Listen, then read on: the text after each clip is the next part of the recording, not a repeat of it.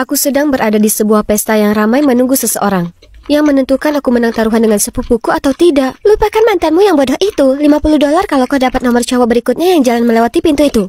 Oh, ini dia targetku. Aku segera mendekatinya, tapi tersandung dan kami berciuman. Aku bisa rasakan rasa anggur di bibirnya.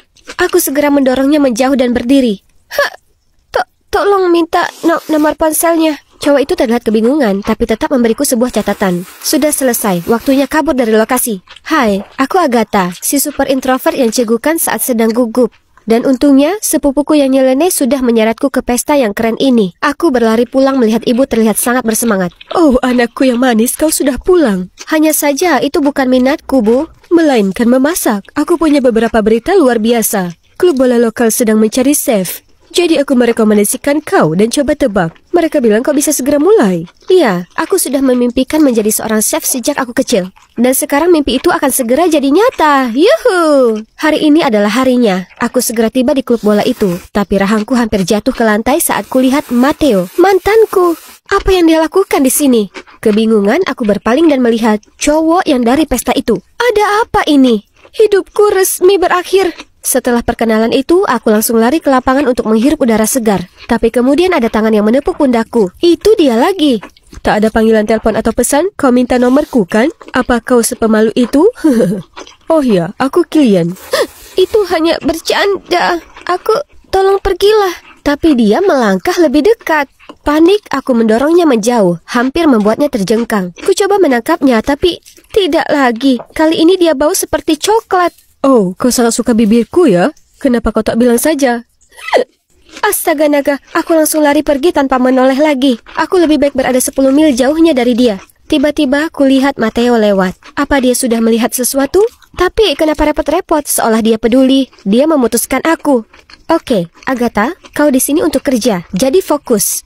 Tapi dengan para atlet di sekitar, itu tidak mudah. Mereka selalu mengagetkanku saat aku melakukan pekerjaanku dan mengerjaiku saat aku tersesat di ruang ganti. Dan Kilian selalu di sana tepat waktu untuk menyelamatkanku. Semuanya hentikan. Tutup matamu.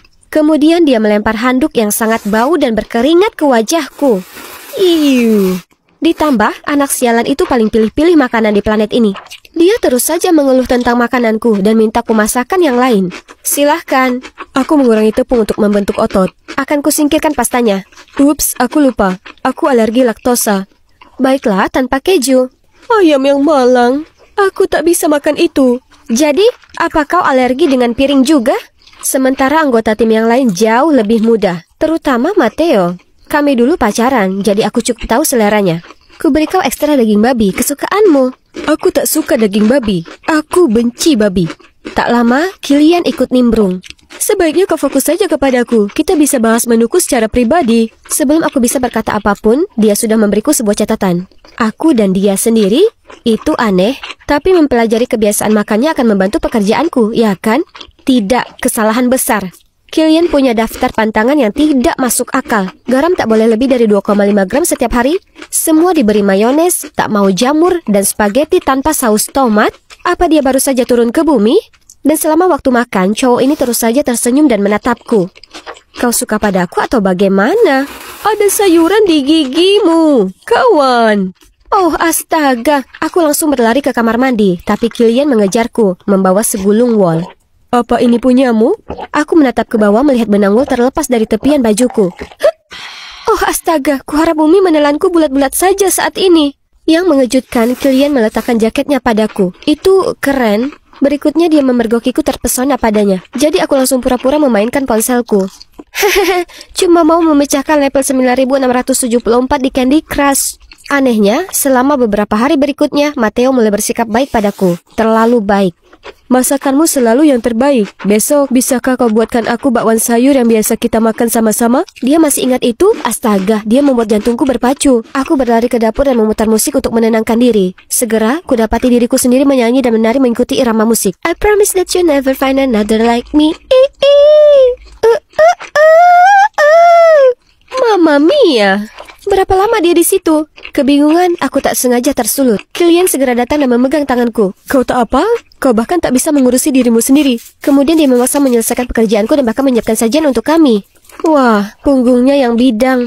Bukankah dia cukup menarik saat sedang masak? Kami bicara banyak, dan ternyata kami punya banyak sekali kesamaan. Di balik rayuannya, dia sebenarnya lembut, peduli, dan juga pendengar yang baik. Aku tiba-tiba sadar kalau aku sudah berhenti cegukan sejak lama. Suatu sore, saat membagikan air, aku melihat Kilian.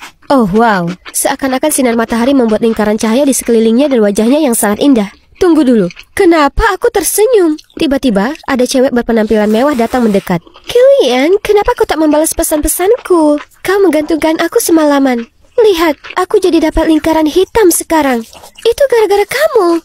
Aku pergi beranjak, tapi entah dari mana, Matteo menarikku ke sudut. Kenapa kau dekat sekali dengannya? Dia hanya mempermainkanku. Hah? Apa maksudmu? Dia bersaing denganku dalam segala hal. Aku dingin padamu untuk melindungimu. Sekarang dia tahu kau penting bagiku, dia akan menyakitimu. Untuk menyakitiku. Kurasa dia hanya berusaha bersikap baik. Ayahnya adalah sponsor terbesar di klub kami. Kau sungguh mengira dia ingin bergaul dengan orang seperti kita? Sementara Sloan yang keluarganya punya rumah sakit di negara bagian ini ada di sini? Aku tak tahu apa yang harus dipercaya lagi. Namun demikian, aku harus akui mereka terlihat seperti pasangan sempurna. Suatu kali saat sedang memegang nampan kopi, dengan kikuk aku menabrak Sloan. Apa kau buta? Mengapa mereka membiarkan orang bodoh bekerja di sini? Ayo Sloan, kau menabraknya. Dia memang tampak baik padaku. Mungkin Matteo telah salah paham. Kemudian suatu kali aku melihat mereka berdua bertengkar dan Kilian bahkan mendorong Matteo. Ku coba untuk mengintervensi, tapi mereka menepisnya. Apa yang terjadi di antara mereka? Beberapa hari kemudian, aku kembali dari toko untuk menemui kepala pelatih yang penuh amarah. Jelaskan padaku, kenapa Matteo bisa masuk rumah sakit karena makan makananmu? Apa? Kenapa? Hentikan! Kau dipecat! Kepalaku berputar-putar dalam sejuta lingkaran. Aku tak lakukan kesalahan. Aku sedang mengemasi barang-barangku saat Sloan muncul. Wah, sepertinya Nona Muffet ini bertemu pasangannya. Hanya perlu trik sederhana untuk menyingkirkanmu dan sikap palsumu yang memelas. Berhentilah memimpikan Kilian. Kau itu tak selepel dengan kami. Tunggu, kami? Siapa yang bersamamu? Tapi Sloan hanya menyeringai dan melenggang pergi. Itulah saat ingatan akan Kilian dan Matteo bertengkar muncul di pikiranku. Jadi, Kilian pasti bersekongkol dengan Sloan untuk mencelakakan Matteo dan hancurkan karirku dalam prosesnya. Beraninya dia. Tetap saja, dia masih punya nyali untuk mengirim